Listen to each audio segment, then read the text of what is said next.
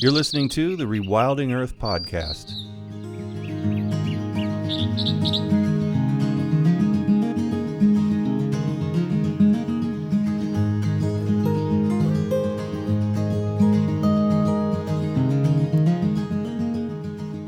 The Rewilding Earth podcast is supported by businesses such as Patagonia, Catula, and Biohabitats, as well as the Whedon Foundation and listeners like you. If you love the work that the Rewilding Institute is doing, please consider donating at rewilding.org, and be sure to sign up for our weekly newsletter while you're there. It may come as news to some people that many wilderness areas have private roads and properties cutting into them. These are called inholdings, and they make wilderness areas less wild.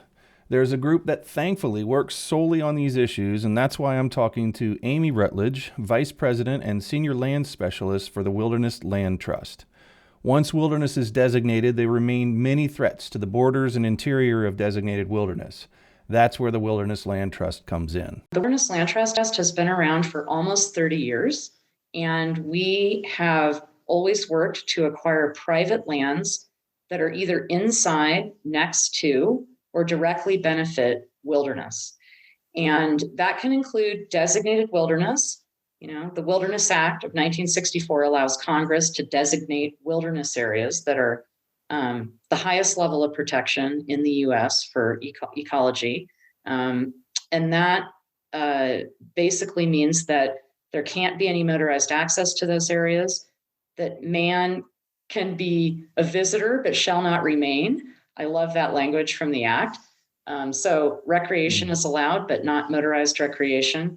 And hunting is allowed, but not motorized access for hunting. So there's lots of different uses that people are actively enjoying in wilderness, including obviously things like backpacking, but also hunting and just scenic qualities and wildlife viewing. We work throughout the nation to try and make sure that these wilderness areas stay ecologically secure and safe from non-consistent private uses. And we try to complete some of them. Some of these wilderness areas are riddled with private lands because long ago, we thought mining and other agricultural activities, homesteading, was the most important thing to do on wildlands. And since then, we've reevaluated some of that. But those private lands that were granted out in the 1880s for purposes such as those are still private. And so they have the right, as they should, as private property owners, to be able to access their properties. And when we started about 30 years ago, there were about 400,000 acres of private land inside federally designated wilderness in the U.S. Wow. And not just through our work, but also through our work and then the work of our partners, other conservation groups. That amount is now down to about 180,000 acres, but that's still over 3,000 private landowners who are making individual private management decisions about wilderness. So we try to work with people and do deals that work for them from a business standpoint. We try to move quickly, which the federal government really can't do very well. They have a long process for acquisition of land. We are private and nonprofit and bring our own funding from individuals, donors, lenders, foundations, and others that want to help protect wilderness. And we put those resources to bear to be able to do fair market value deals with willing landowners and help them protect their land. We will then purchase it and hold it and clean up either the title or the physical property so that it becomes wilderness quality, both legally with all the mineral and water rights attached, or physically if there are problems on the property like old mining pits or impacts or a cabin or other things. We physically can clean up the sites and get them ready for the federal government to acquire them and add them to the wilderness. So it's really gratifying work to do the first deal with the landowner that really wants to preserve their land and get a fair deal, which is absolutely what should happen. And then, we turn around and get it ready and then permanently protect it by doing the second deal to transfer it to the U.S. So it's really gratifying work. I would imagine so. I think it's really awesome that we've gotten that number down. I had no idea that it was 400,000. You said 400,000 acres of indoor? Yeah, and that's just in the continental U.S. If you added Alaska, it'd be a lot more. Yeah. But it does still seem like a big number nonetheless. It is a big number. And what impresses me more is just the number of private landowners that are still, making individual private decisions about what happens inside wilderness. And it's a hard balance for both the private landowners sometimes and the agencies that are managing the areas. And so it's nice to be able to come to a really good joint happy solution in these cases. As you know, everybody's talking about 30 by 30 now, and what we're going to be doing over this next decade, and every group and every land trust, everybody has a different role to play, of course, in this. And a lot of our roles aren't changing at all. It's just neat to say that we're all in the same, we don't often get to be in the same boat, in terms of wilderness and protection. A lot of people are left wondering and ask all the time, what constitutes protection? And of course, our answer, and I'm sure your answer as well, is, we start with the absolute best protection in the country, and that's wilderness. We consider that first, and national parks, and it goes from there. What are your feelings about that program? And I know that you probably put wilderness at the heart of, this is what we need as much as possible in that 30%. Absolutely. So for the last almost 30 years, we've protected almost 53,000 acres of land that is now wilderness, that was private, that's added 493 parcels to wilderness. And we've also completed 17 wilderness areas and helped several others become designated. And so that's really practical on the ground work. So we're very familiar with the qualities of wilderness, how hard it is to get a piece of land into the shape that, will be a part of the wilderness system, where man shall be a visitor and shall not remain. Since our name is the Wilderness Land Trust, we really only work, our mission is very, very focused on the highest level of protection and making sure that we are doing deals that directly benefit wilderness values. So we will do a very small deal. We joke that we did, quote, a credit card deal on a very small 5-acre piece of land in Arizona that was an important trail access point. And we've also done very large deals, multiple thousands of acres. For example, in New Mexico, we added over 4,000 acres by donation, actually, with the help of a foundation that opened the Sabinoso Wilderness up to public access, whereas before it had been landlocked. So, we do all sizes and shapes of deals, but the key factor is that they have to meet that highest level of protection. So we do indeed, as an organization, and from our mission, feel that that is some of the most meaningful conservation work that can be done. Yeah. But I will also say that sometimes we do deals, as we do in the Oregon Mountains Desert Peaks area. Both of our deals have interacted with the Oregon Mountains Wilderness so far, but we also work in national conservation areas and national monument areas, because sometimes those can be incredibly important linkages and can include potentially future proposed wilderness areas. We also sometimes work in inventoried roadless areas, which is a designation that the forests will use, the U.S. Forest Service, to designate the ecological qualities of an area and the fact that motorized access is, not appropriate there. So it's short of a wilderness designation, but, all those types of designations can really be helpful to draw together landscape level protection, and wilderness areas can be a really important part of that. Another example that we're working on right now where they link together is the Klamath-Siskiyou Wild Area in Southern Oregon and Northern California. Is in the millions of acres overall. It has about 6 wilderness areas that are a part of it. And we have done several deals all throughout that wild area that goes all the way from the Pacific to the Sierra in California, and from, again, the Klamath River and Kalmiopsis area up in Oregon, down all the way to below Mount Shasta in California, and even further south. It's very gratifying work down to the Eel River watershed. So we're working all throughout there, north to south, east to west, in different wilderness areas. And, our work is important for both the individual wilderness area we're working in, which could be, anything over 5,000 acres but it links together all this landscape. Do you get to go do site visits and things? I mean, I'm imagining people listening to this going, wow, she must have an awesome job. Do you get to do ground truthing or be part of on the ground stuff? I do both a lot of office work and also a lot of field work, and I enjoy them both. I love our relationship building and working with our partners. And there's nothing better than boots on the ground to build partnerships and also an appreciation of the land and the resources. Just last Wednesday, I hiked in a snow flurry with a representative in Las Cruces from in the Acambach Canyon from Senator Heinrich's office, U.S. Senator Heinrich's office, and then the Friends of the Oregon Mountain Desert Peaks and some other folks locally. And that kind of experience really reminds you why you're doing the work, and obviously is very important. It was one of our final inspections to look at some of the features of the property and make sure we're moving forward in a way that makes it easy to have it be wilderness quality when we're transferring it to the agency. You're listening to the Rewilding Earth podcast. Did you know we also publish insightful and inspirational content from leading rewilding scholars, poets, artists, and organizers from around the world? You can visit rewilding.org and sign up for our weekly digest to receive brilliant, fresh insights on everything rewilding. You'll find over a decade of articles and news from the front lines of wildlands protection and all kinds of restoration efforts. Check us out at rewilding.org, and don't forget to share it with friends.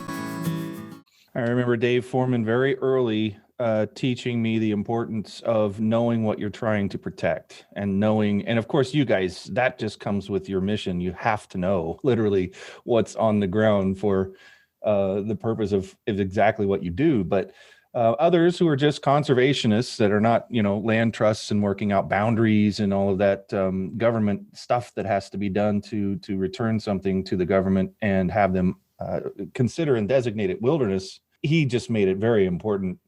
You have to be out here. He even got mad at me one time when I felt guilty about not being back in the office because I was very busy with proposal writing and things. He says, "You're at work now." We were going down a 9-day river trip. It's true, right? Not only do you, right. There's like this connection with the land that when you're building partnerships or when you're just building your own inspiration or ideas and creativity for the work, that you need to be outside in those environments to understand. And, we do both things because our board has to evaluate each property carefully. We have inventories in each state that we work in to give us a start for where all the private lands and designated wilderness are. We mail periodically to those folks. But the other ways we find deals, and we're really careful at our lands committee level to review them to make sure they are directly benefiting wilderness values, is we interact with local groups like the Friends of Oregon Mountains Desert Peaks or the Ventana Wilderness Alliance and California, or I could name many, Friends of Nevada Wilderness. The list goes on all over the country. They also help be our eyes and ears, as well as Forest Service, BLM, National Park Service staff that are out there, district rangers managing those lands every day. And we get advice from them about deals that are really important to do and landowner management issues and just relationship building, as well as making sure we picked up the trash. Yeah. Or There's whatever a lot of other that to items, do, like a large helicoptering out a large cabin, or and that list could also go on. Yeah. You're dealing with an access issue now in the Oregon Mountains Desert Peaks area. You want to talk a little bit about that? Yeah. So we are excited. There's a lot of land that's right along the edge of the Oregon Mountains Wilderness near Las Cruces that has been zoned residential by the local jurisdiction. And instead of seeing 5-acre lots be developed in these areas, some of which go into the wilderness and some of which are right next to the wilderness, we've been targeting these to be able to add protection for wildlife, prevent any future residential development, and also pick spots that BLM has prioritized for future public access points. There's only a couple of access points to the Oregon Mountains Wilderness right now that are really popular, and they're getting overrun, frankly, which is great that people care about it and are engaged in the wilderness so much, but they want in the future to be able to spread out that access. And so we're getting a triple win, right? Preventing residential development from encroaching further, protecting, hundreds of acres of additional wildlife habitat in key locations, and also securing public access points for popular trail areas and from Highway 70 on the north end of the wilderness, a place where there's not access now. So we're very excited to be sort of, getting that triple benefit out of these deals. Yeah, it's checking off a lot more boxes than your average situation probably does to the satisfaction thing from earlier. And I think one of that we really is that coordinate closely with the agencies to make sure we're doing high priority acquisitions that make sense for the public. Because we want to make sure our work has the highest possible and broadest possible impacts. And this has to do with the Achenbach Canyon Trail access specifically? It does. So the current project that we're raising funds for and working with supporters on right now is 109 acres that is zoned for residential development, but is currently vacant and is for sale and is used by many members of the public currently to be able to access the 5.5 mile Achenbach Canyon Trail.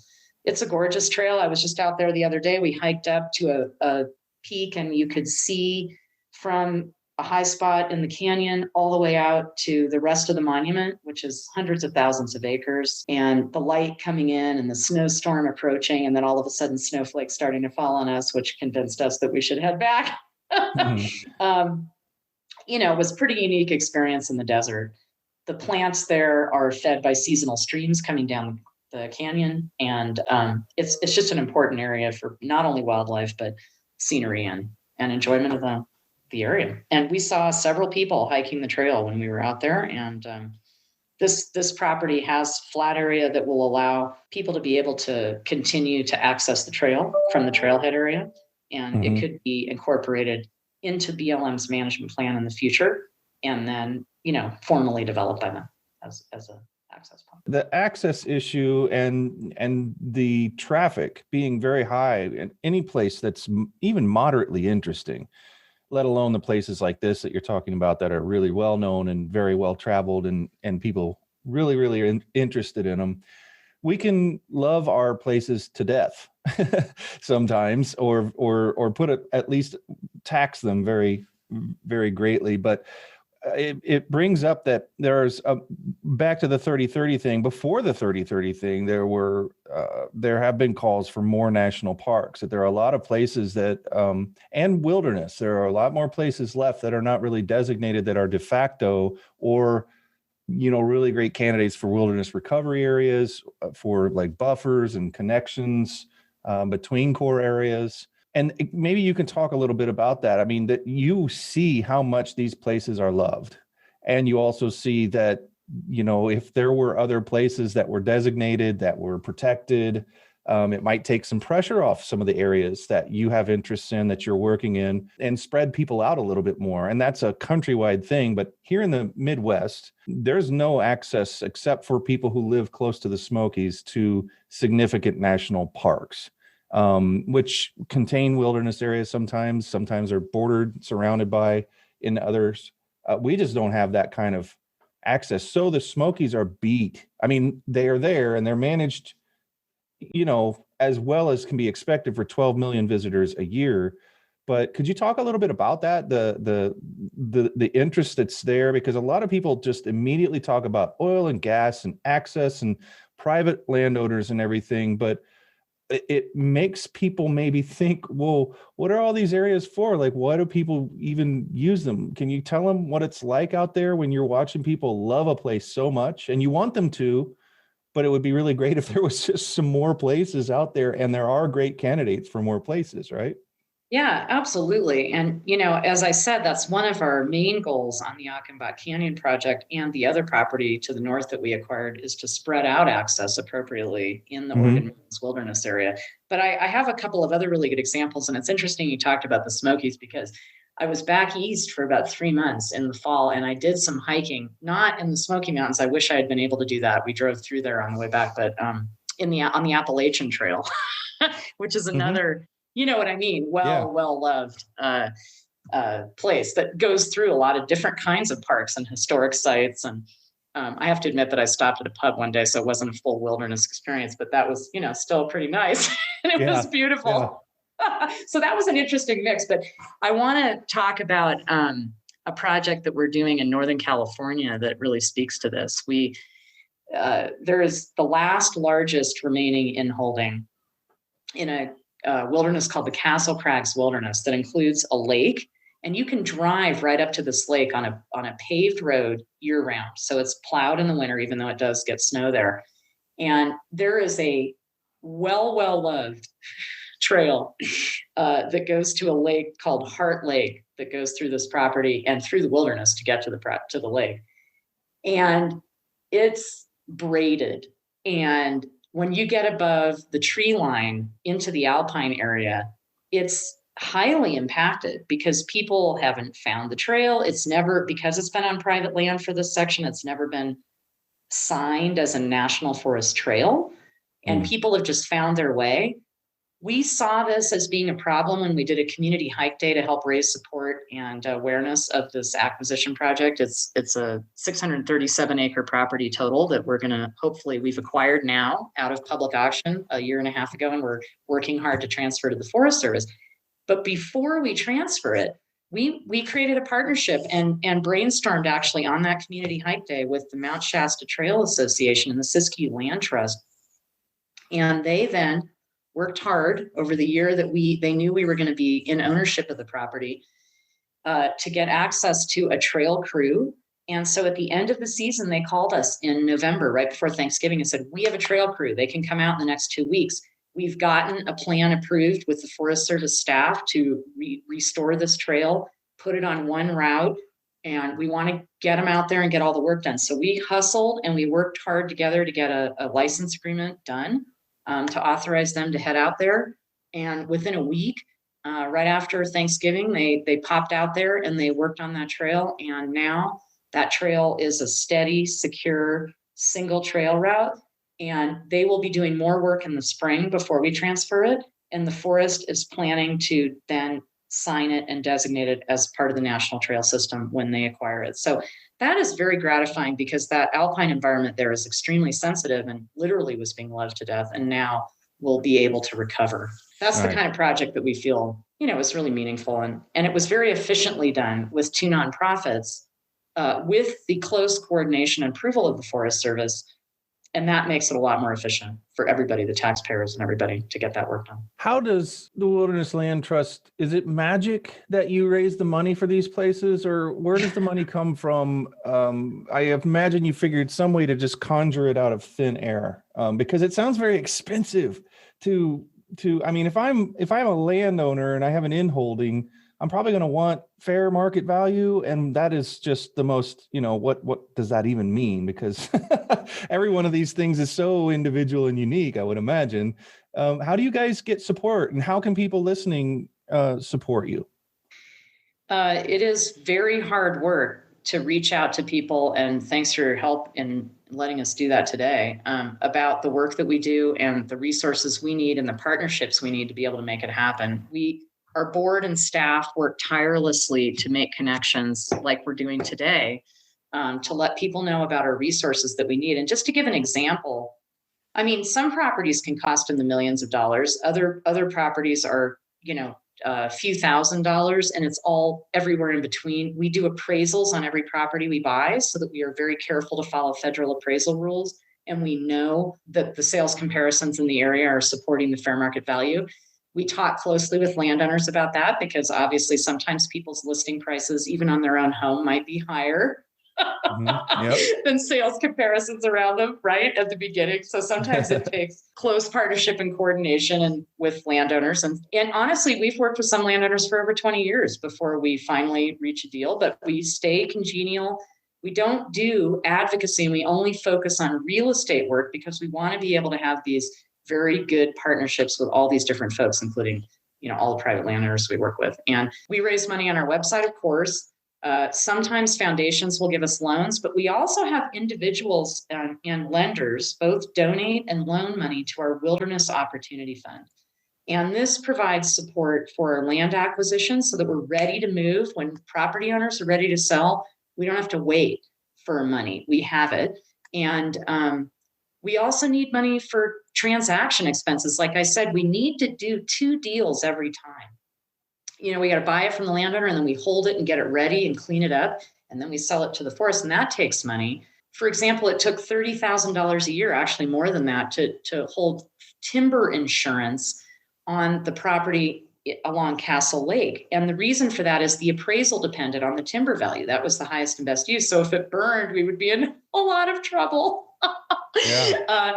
And, sometimes we have foundations that give us large grants and allow us very generously to donate land to the federal government and add it immediately to wilderness. There is a section of the Wilderness Act that allows us to do that if land touches wilderness, but that's rare that an organization would be willing and able to put money into something and allow us to sink the money in, so to speak. Lots of times we're rotating the money in and out of projects. We buy a property, we resell it, and we rotate the money back into the Wilderness Opportunity Fund. So if people donate to our cause, their money is getting used over and over again to protect lands. And we have some private lenders and that have supported up to five acquisitions, over a several year period with the same money. So it's really a satisfying results-based thing to work with our partners. And everything costs money, as you say, but we think this is a higher level of return for the investment. That is very cool. The idea that my donation can actually just be cycled through and through, because I can tell you that most organizations that you donate to, it goes, and then hey, we need some more because it's gone, another year. We like to kind of balance, people's money that goes into actual land acquisition and then helps us with our transaction costs too. Like a really tangible thing, besides removing a cabin or a trash dump, is a title issue like outstanding third-party mineral rights that could be exercised in the future. Well, we want to get ownership of those. And so sometimes we need to do, like a court action that takes time, research, funds to pay an attorney, and then pay the court recording fees to be able to regain those mineral rights, or to negotiate with the private company and get them back, either donated or buying them. So, it's all these kinds of things that create the need. Are there opportunities ever for people to come and help with ground truthing or restoration efforts or anything on the properties that you're working with? Yeah, we had that big community hike day up in the Mount Shasta area on the Little Castle Lake property before COVID. That was August 2019. And we're planning on doing something at Achenbach Canyon in Las Cruces when we can. We have had volunteer trail cleanup days or property cleanup days where we've partnered with organizations. So if there are organizations that are interested in doing that with us, it would be great to know. We also have a GoFundMe site up on the Achenbach Canyon property. But going to our website is by far the best way to find out how to support us. And that's just wildernesslandtrust.org. What are you hopeful for? What are you excited about coming up? We're hoping that there will be even more properties for us to be able to purchase to stitch wilderness together. And we hope that people will get in touch with us about proposed wilderness areas that perhaps could benefit from our work, so that the boundaries make more sense and that the ecology of those areas can be whole when they are designated as proposed areas. So 180,000 acres is still hanging out there and we're working on that. So that's one of our long-term goals, but our other long-term goals is as more of those acres get added, because more wilderness gets added as part of 3030, or these other areas, national conservation areas, national monuments that directly benefit wildland values, that we get in there and help make those the best designations we can by advanced work with private property owners and linking all these landscapes together. So our goal is to be the go-to organization if people around the country have property issues that are related to proposed wilderness areas or areas that could be proposed in the future or designated wilderness. Give us a call. We want to help. And go to wildernesslandtrust.org. And Aimee, thank you so much for taking the time. Thank you and your organization for all the wonderful, wonderful work that you do. It's so vital. Thank you so much. We really appreciate rewilding and all that you do as well. Thanks for listening to the Rewilding Earth podcast. We do what we do because of you. This podcast is supported by listeners like you who long to live in a wilder world. Please consider donating at rewilding.org and subscribe to our weekly news and article digest while you're there. To go the extra mile, you can follow and share Rewilding Earth on Instagram, Facebook, and Twitter. Bonus points for sharing this podcast with your friends. To listen to past episodes, go to rewilding.org/pod. That's rewilding.org/pod.